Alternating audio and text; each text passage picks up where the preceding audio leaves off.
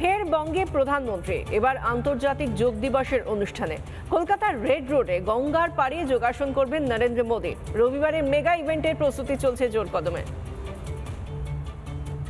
মাননীয় প্রধানমন্ত্রী আসছেন, বিশ্ব যোগা দিবস কলকাতায় অনুষ্ঠিত হবে।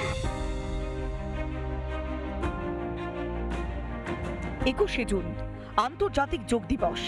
সে উপলক্ষে কলকাতায় মেগা ইভেন্ট। রেড রোডে যোগাসন করবেন খোদ নরেন্দ্র মোদী। প্রধানমন্ত্রীর কর্মসূচি ঘিরে সাজো সাজোরা মহানগরে। মুখ্যমন্ত্রীর নেতৃত্বে আসরে জনপ্রতিনিধি এবং আধিকারিকরা। মাননীয় প্রধানমন্ত্রী আসছেন, বিশ্ব যোগা দিবস কলকাতায় অনুষ্ঠিত হবে। গোটা রাজ্যে হবে, গোটা দেশে হবে। যে যোগা দিবসকে 181টা দেশ গ্রহণ করেছে, সেই যোগা এবারে কলকাতায় মেগা ইভেন্ট হবে। ভারতের সংস্কৃতির সঙ্গে জড়িয়ে রয়েছে যোগ। প্রধানমন্ত্রী হয়ে যোগকে আন্তর্জাতিক স্তরে নিয়ে যেতে উদ্যোগী হন নরেন্দ্র মোদী।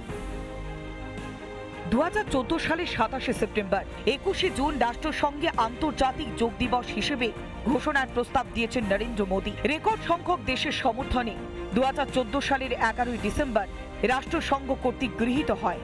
2015 সালের 21শে জুন গোটা বিশ্ব জুড়ে প্রথম আন্তর্জাতিক যোগ দিবস সাড়ম্বরে পালিত হয়। প্রতি বছরই 21শে জুন আন্তর্জাতিক যোগ দিবস পালন করা হয়। এবার ইতিহাস করবে গঙ্গার পূর্ব পাড়ের শহর কলকাতা।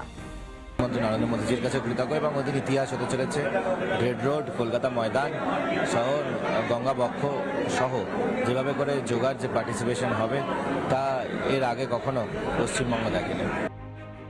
প্রতি বছর যোগ দিবসে দেশের বিভিন্ন প্রান্ত বা বিদেশে গিয়ে যোগাভ্যাস করেন। সেই নিয়ে বার্তাও দিয়েছেন প্রধানমন্ত্রী।